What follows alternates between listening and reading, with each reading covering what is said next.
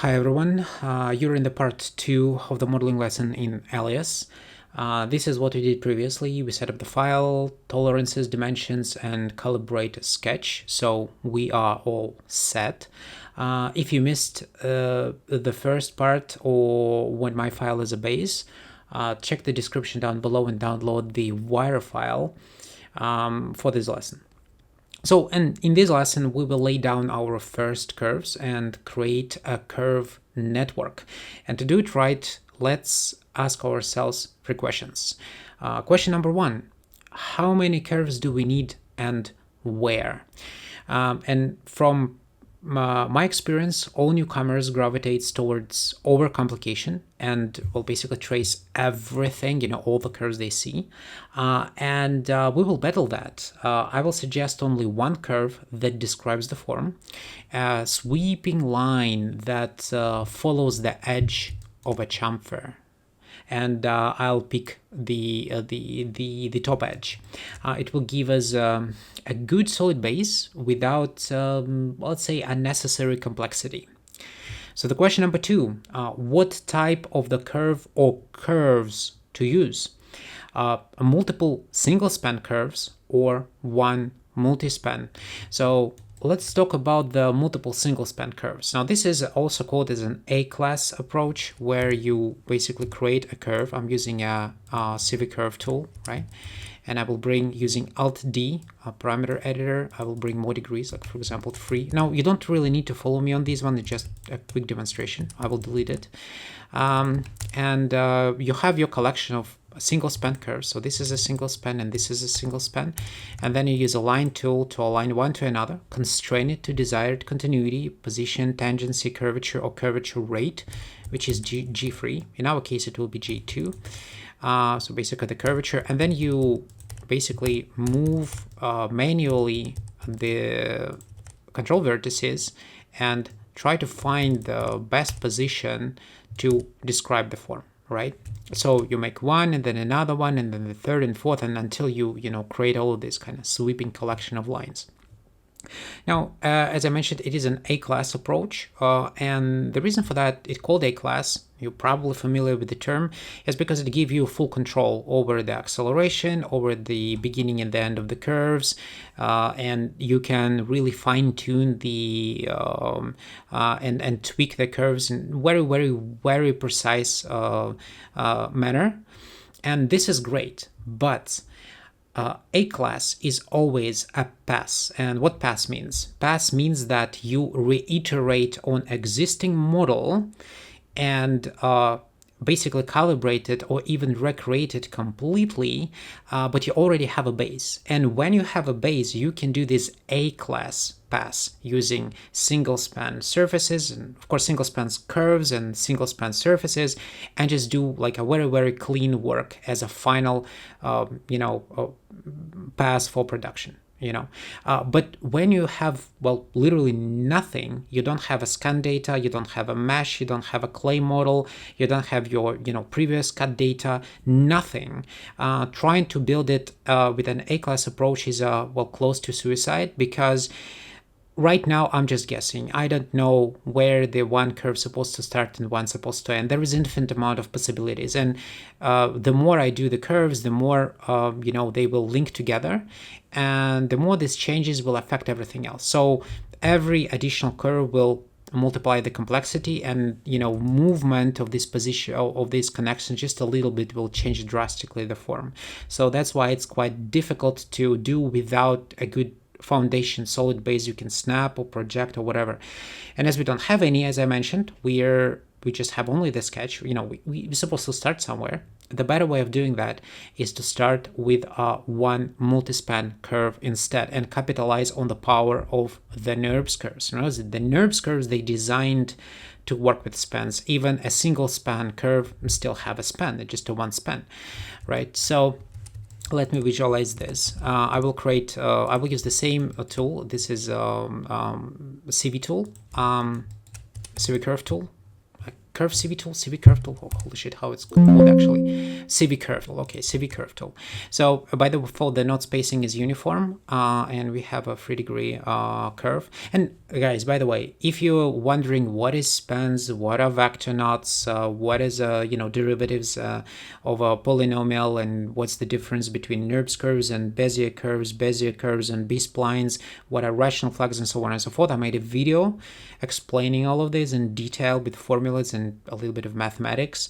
I will put a link in the description, so if you really want to learn more about this stuff, go watch this one after this lesson.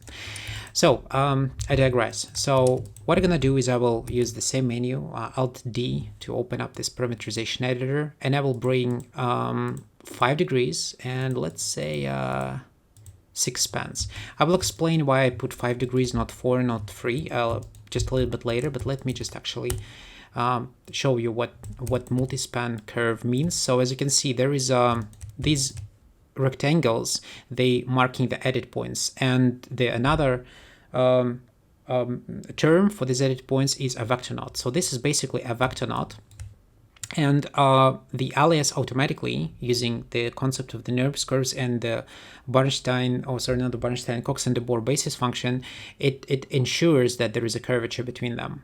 Now, that's the difference between A-class pass and the NURBS curves with multispan NURBS curves, is that we don't have the perfect control over continuity to some extent only, but it gives us an ability, you're gonna see it moves it freely and I still know that there is a curvature, right? So it's tenfold simpler to establish and cover, a bigger ground with a, single curve and then separate it in multiple parts and so on and so forth. So basically make your job and then reiterate later when your model is already done to tweak it and make it just perfect. For now, we are doing just a decent model. We will do a decent model. It will be accurate enough for some businesses consider as a good model to put it on production. Some bureaus may require additional A-class pass, so it depends on who you work with, right? But that will be a pretty decent result, but it will be much faster and easier to assemble. And well, you will see later how we will do that. So this is a one multispan curve. Now, why I used 5 degrees for that? So let me illustrate. So let me just create another curve here.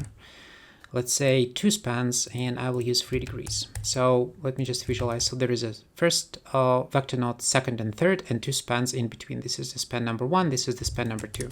So I have 3 degrees. Which means there is the derivative in the power of 3, and I'm starting moving these control vertices. And if I will use the CCRV tool to check the continuity, you're going to see that it is curvature, so there is no breaking. It's harsh, yes, but it doesn't break. Break is when one of them is lower and one of them is higher, and they're not. So this is curvature, so this is G2 continuity, but it's very abrupt. And that's because we just don't have enough degrees. We don't have enough derivatives for this segment to smooth it out, and that's why you increase it amount of degrees. So you rarely use multispan curves with 3 degree per span. Rarely so. In most cases, it will be 4 or beyond. Like there is 5, for example. But in this case, as we have only 2 spans, it doesn't really get a lot of impact. But 4 will. So not 4, like 3 or 4 spans will show you the difference when you have higher degree count. So I will use 5 degrees. This is kind of standard, I would say. In most cases, if you use multispan curves, you use 5 degrees. Rarely you use 4, and rarely you use more than 5, because working with high count degree, especially in the multispan curve, is really difficult further down the line when you construct the surfaces, because the surfaces will be too complex. It will be difficult to work with. So 5 degrees per span is a good sweet spot. All right, so I will use one multispan for the curves. And last question, but not least, what method of construction we will use, sculpt or combine? Now, let me talk sculpt first, because this is, the most classical way of doing things. So as you're going to see, I have a line which kind of describes the the profile, but it is a planar curve. If I rotate the camera, you can see this is planar, so it is not falling out of its plane. It just describes our spoon only from the profile view. But if I look from the top view, it is not describing anything. So it's just still a straight line. So if I'll duplicate that, let me template it. If I'll duplicate that, then I will go to the other view, or I will use it, multiple views, which you're probably familiar with this approach. And if you ever, did, polygonal modeling, then you're definitely really familiar with this. And basically you adjust your curve, right, for another viewing angle. And eventually you will get, I won't be finishing it, we'll redo it, but eventually where is my perspective here, but eventually you will get the curve which will be twisted. It has a lot of torsion. You actually, let me visualize the torsion here. So it has a lot of torsion. Sometimes it's not beneficial, but in our case the spoon just defined by the torsion, so that's why we have a lot of torsion here. And we have the curve in 3D, right? So it's true to its profile view, it's true to its top view, well, to some extent, of course. Once again, we will redo it cleanly just in a couple of minutes. And it is in 3D. So this is the standard scooped approach. But there is another one, and another one called Combine. And it called Combine because a tool in Alias actually called Combine, which exactly, well, does this Combine approach. So let me pick my template, my original curve here. Once again, we will redo it, so for now you don't really need to follow me. And as with the previous lesson, I'll suggest you to watch this lesson till the end and then follow. So here is our curve, but it's true only for our profile view. Now we go to the top view, and I will create kind of like the same curve. So let me just kind of randomly just kind of click something here. Once again, this is temporary.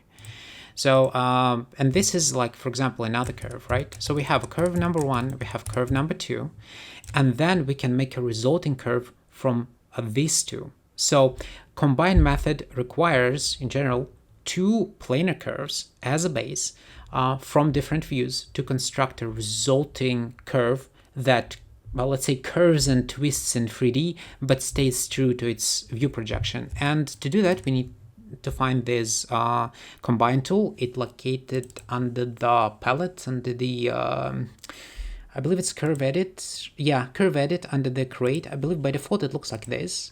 But if you open up the drop down, here it is, combine curves. If you open it up, there is a couple options: automatic detection, create history. Let them both be checked, and you click on one, and there can be a collection of curves, by the way, and another one which can be a collection of curves as well, and you just click, and here we go. So it automatically creates a resulting curve based on these two, and looks like a black magic shit, right? Well, that's awesome, isn't it? Now, it's a really complex curve, so it has a lot of spans. Of course, we probably need to rebuild that.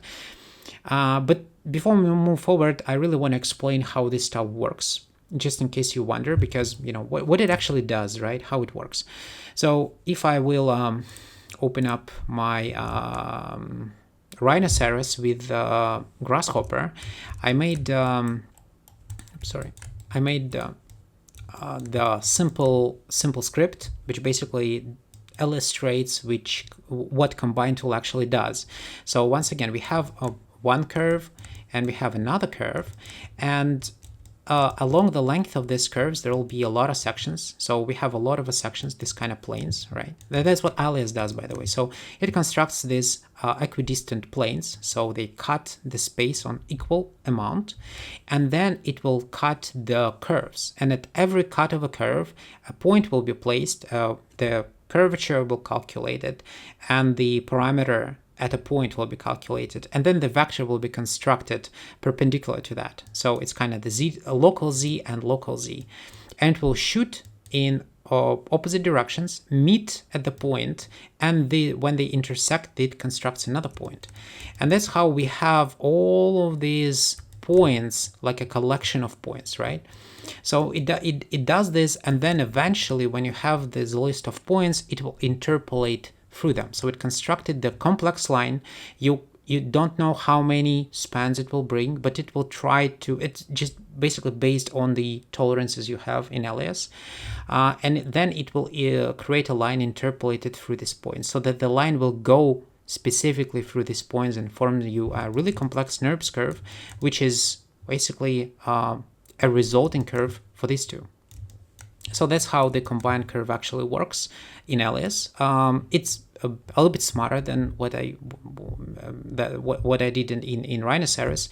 That's just a simple demonstration, a simple script. This is a little bit more complex, but the concept is the same. And now it is time to address the elephant in the room. So let me go to the top view, for example. Let me hide this. So spoon in the top view and spoon in the side view, and this one is not the same spoon.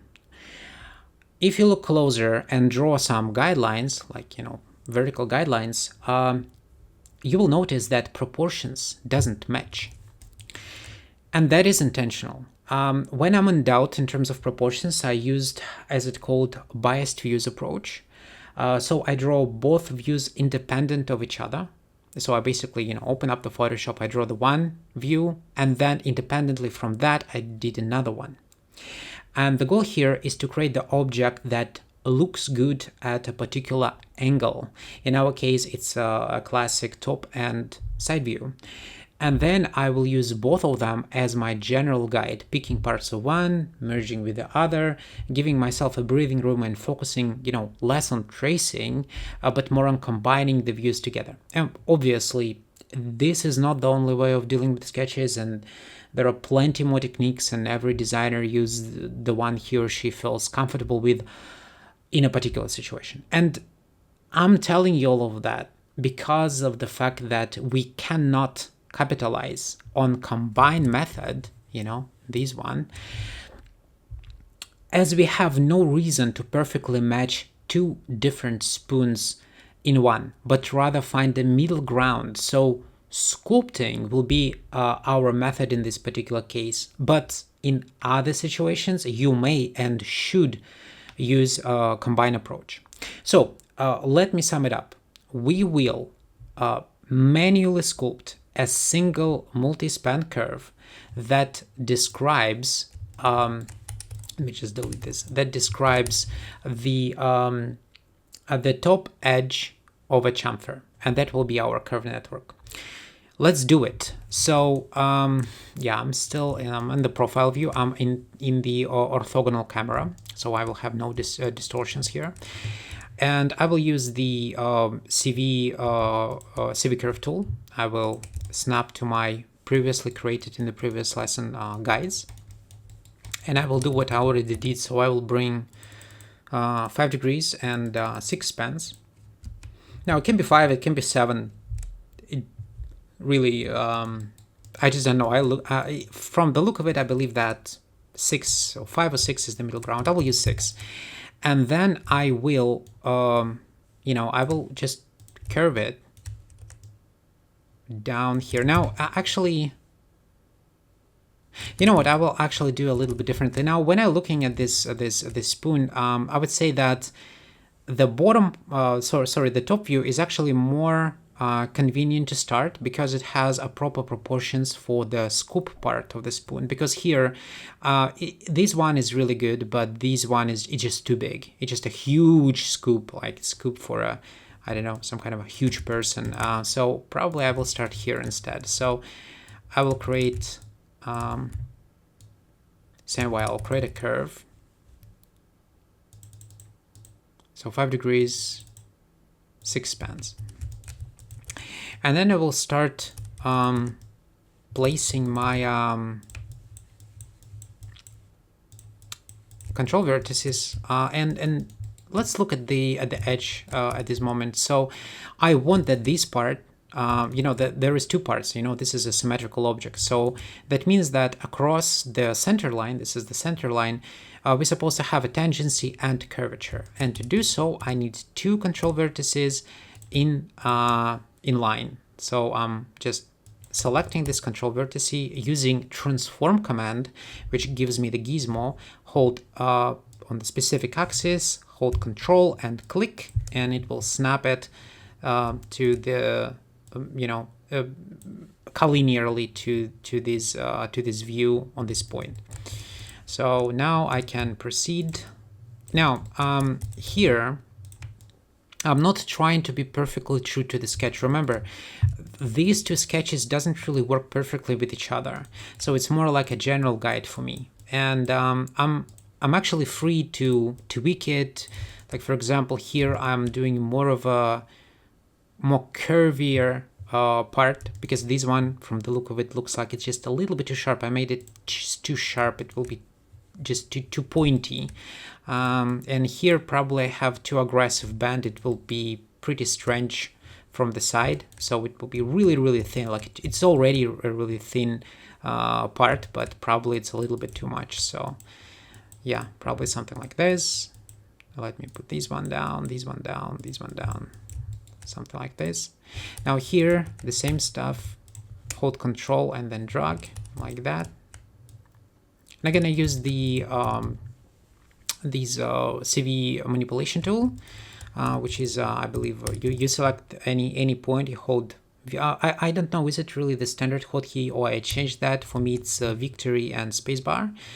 For you it may be something else. Actually, I just don't remember what it was, the original one.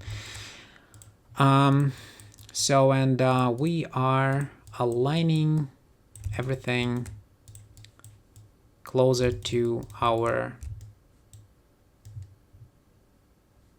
sketch. So right now this is interesting. Let me just hide the grid. Now I definitely have the line which goes really close to the center, and I believe this is not the best way of doing that, so I'll put it down, and this one probably like this. So I want to have this acceleration towards the end of the spoon, and here I believe this one probably, maybe this is a little bit too wide to my liking, so probably I will move that. And as you can see, I'm freely changing my sketch. You know, I made it, I want to change that, and I will change that if I desire to do so. So this one I'll probably put a little bit down. Probably I want to have maybe a little bit even thicker. Let's look at this stuff. Maybe like this.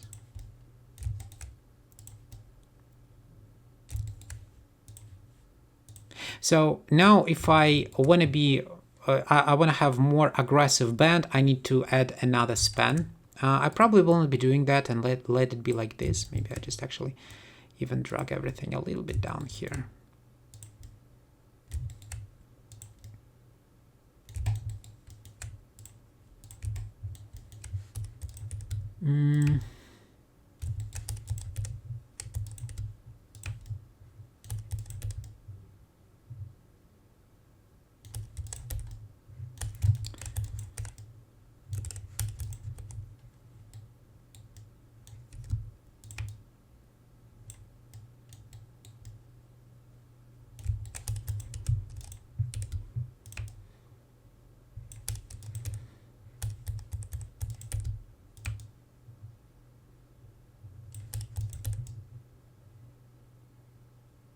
All right, so before we move on, let's look at what we have on the side view. So, all right, let me take the curve, push it up somewhere here, and let us, now you can of course kind of do it from the perspective view like this. I'm sorry, perspective. So, you know, you're gonna rotate your camera, right, like this, adjust that, then go to the left camera, you know, move it down. You're gonna use it, you know, these, you know, classic 4 views at the same time. It's a personal preference, really.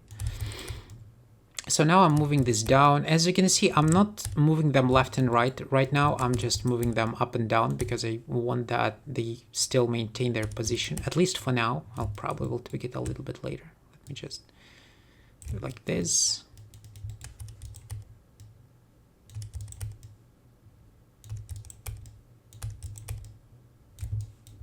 Zoom in. Somewhere here.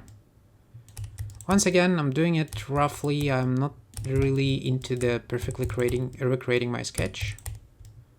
No need for that.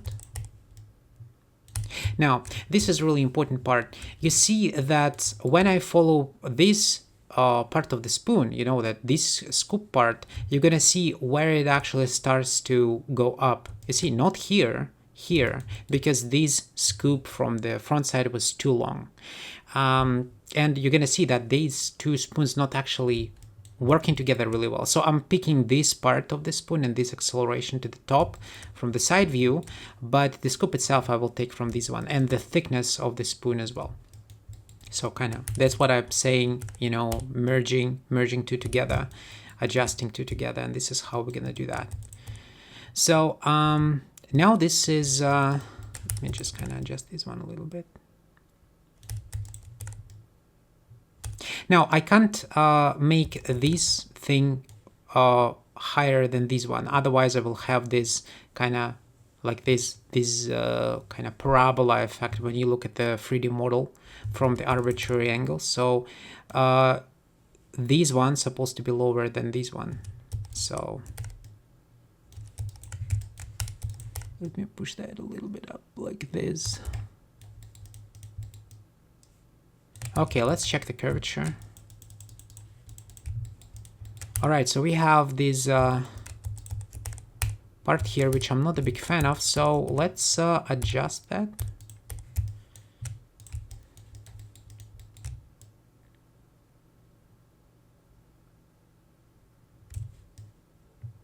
Right, so now we have a more constant acceleration. Yeah, that's fine, that's okay. I believe that will do. It's maybe a little bit to the left like this.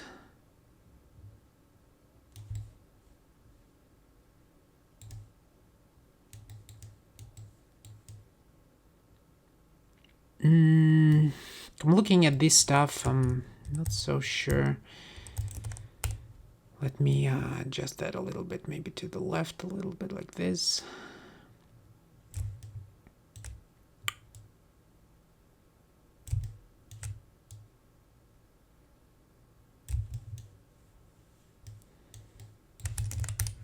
Let me hide the reference and just look at these curves myself and see, do I like the curve or not? Now, obviously, I made this spoon before for this lesson to, you know, create the, you know, the previews for this video and the model, which you probably saw in the beginning of the first lesson. But, you know, right now I'm just recreating it with you, so it will be slightly different. And, you know, I'm not a big fan of, you know, showing something done behind the scenes, because it's kind of ruins the purpose of the learning, isn't it? So I'm kind of like doing it again, but you know, every single time when you do it, even if it is the same subject, it will be slightly different, right? And mostly because of, you know, I'm doing a lot of biases to my sketch. Right, so I'm looking at these vector node, and I have a feeling that it's just a little bit like, nah, maybe that's fine.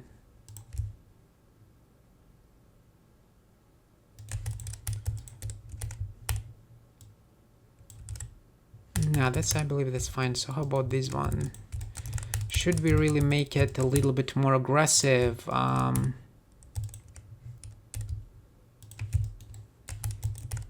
Maybe move this one a little bit here.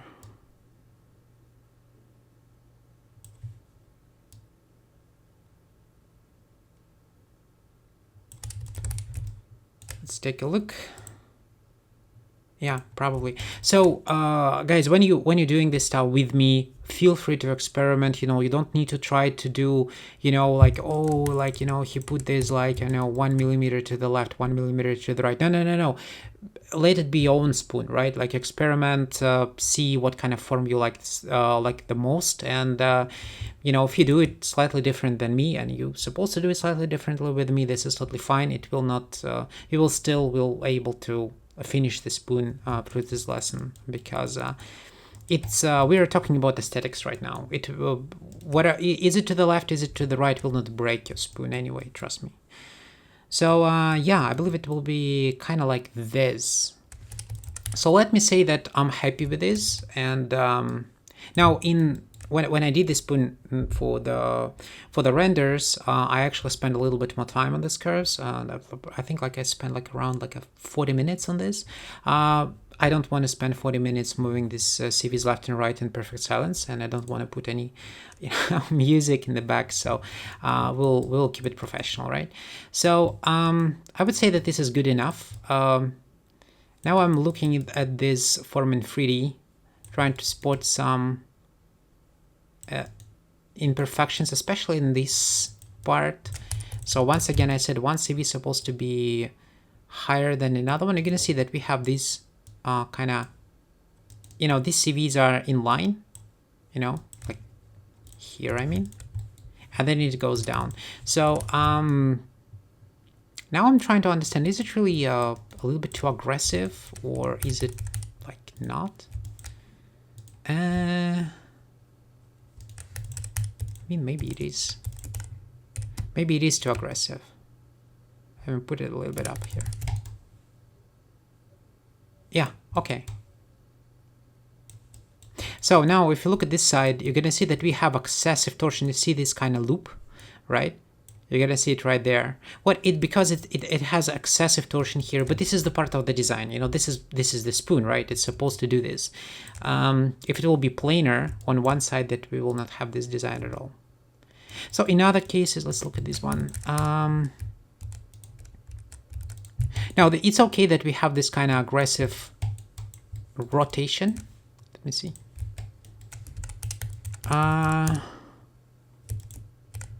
Maybe a little bit just down here, a little bit. Maybe something like that. And this one,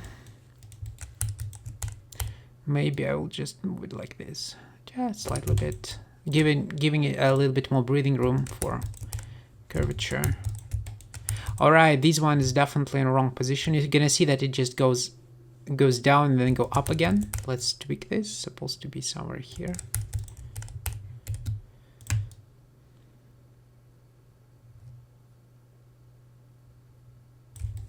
And this one probably can be a little bit down, and this one, yeah, sorry, I said that I'm done, but yeah, probably I'm not. Let's just tweak a little bit more.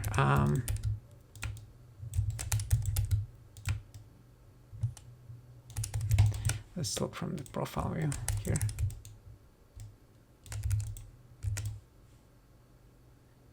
Yeah, okay, that's fine. That's okay. So, so we're done with this, and let's add additional 2 lines which we really need to create the proper chamfer. So I need a 45-degree angle line, and from the both sides. So from the left side and from the right side. So I will create a line, just a standard line, 1 degree.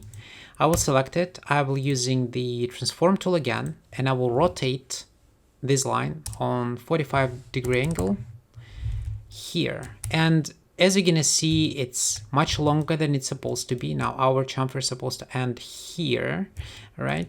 So as I already have these guidelines, what I can do is I'm gonna use extend tool, this one, and with the merge and extrapolate options turned on, I will click on this side and then hit Control Alt and then click on my guideline, and it will extend it back to this position, right? So that's perfect. Now if I will use a mirror command and mirror it on this side, you're gonna see that we have the same line but on the different area of our model. Now what I need to do is I want that this curve will be here, and you're gonna see that these gizmo is now in the wrong position. So I either can adjust manipulator, so this gizmo, and replace it here, or I will use the standard pivot one, but I will reset its position to the global Cartesian system. And this is probably what I'm gonna do. So I will go in and I will find the zero transform tool, this is the tool I briefly explained in the first lesson. So I click on that, and as you're going to see, it will reset everything to the standard coordinate system. And then I will just snap that, hold Control Alt and click on the curve and drag. And now we have this curve here. Now, by looking at this stuff, there is probably one more thing I really need to do. So let me just kind of put it aside, and let's just drag that a little bit down. Yeah, why not? And as you can see, I took both of the lines, these and these, and drag them down.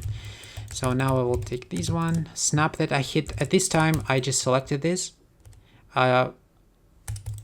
Turn off my, just visualize my control vertices using the transform command, hold Control and then click. You see my control vertices on this curve are activated, and when they do, I can hold Control and click within the proximity, and it automatically snaps to the control vertex. So just another quick hotkey. All right, so now we have all the necessary curves we have. And actually, guys, this is the curve network. This is everything we really need. Now, we will do additional curves when we will be doing this kind of scoop part here and here. But for the most part, this is the most important and crucial component for the whole model. Everything else is, just a breeze, really. So I will probably left this video here. I already talked too much, and we didn't do much, but trust me, this is a very, very important step. And as I said, the next one will be much easier. And in the next lesson, we will create the top part of the spoon, so all the surfaces, so all of that, the scoop, the handle, the end of the handle, as well as our chamfer. We will do chamfer as well in the next lesson. Yeah, so thank you very much for watching, and I'll see you in the next one.